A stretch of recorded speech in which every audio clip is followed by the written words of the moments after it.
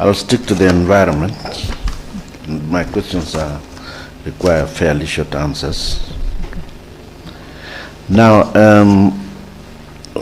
what are the key environmental challenges facing the world?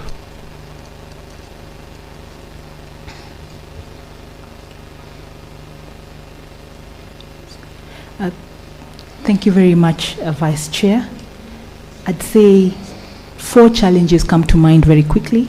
The first one is on loss of biodiversity facing the world. The second one is on pollution and degradation.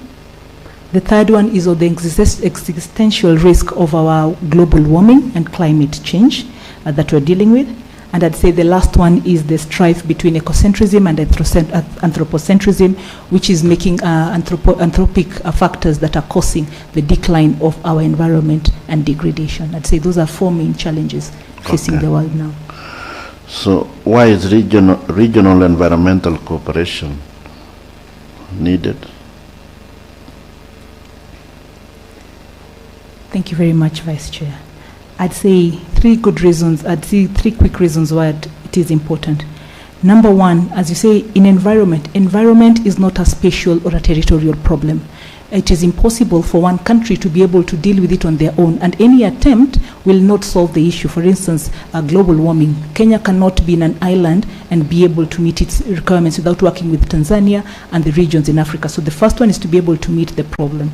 The second one is the capacity requirement of meeting environmental challenges. It is not very possible for any country in isolation to be able to have the resource capacity, whether in terms of technology, knowledge, or money, to be able to address the problems. So regional cooperation will be able to be able to put together money, and also to be able to put together resources such as technology and capacity. And then finally, another reason for having regional cooperation, I'd say, is also to be able to have negotiation power. Some of these negotiation and environmental challenges are at a global level. For instance, in the climate change discussions at the Paris Treaty or the United Nations Framework Convention for Climate Change, it is not very advisable for a country to go on it alone. For you to be able to have negotiation power and muscle, it only comes in better if you're coming as a region. It will help you have more negotiation power for you to be able to get efforts to be able to address environmental challenges.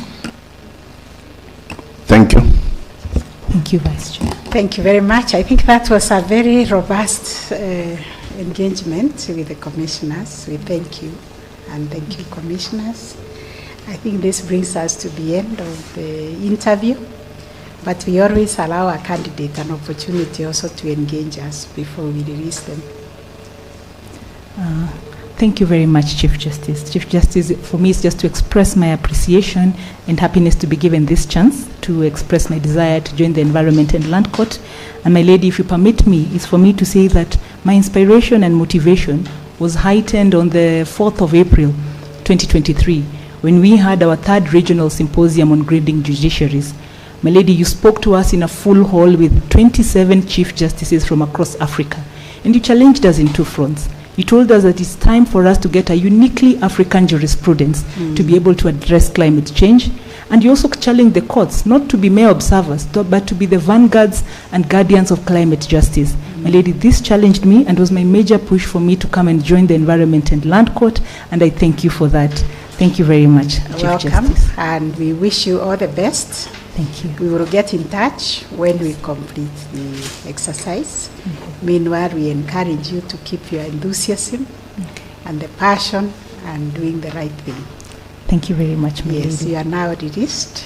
Okay. Yeah, someone will show you where you can have some lunch. Very kind, thank you. Yes, thank you.